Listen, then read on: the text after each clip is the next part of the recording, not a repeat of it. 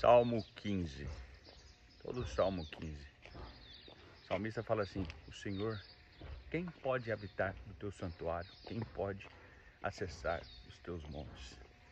Aquele que é íntegro, que governa com justiça, com retidão, que empresta dinheiro e não visando lucro, que faça as coisas com maestria, que o coração dele fala sempre a verdade, que entra nos caminhos retos.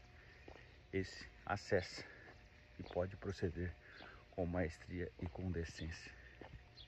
Então nós temos que ser íntegros, nosso coração tem que falar a verdade.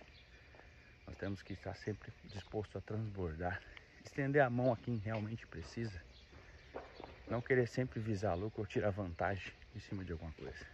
Poder sempre estarmos olhando para o próximo, pois isso é transbordo, isso é amor. Tenham todos um excepcional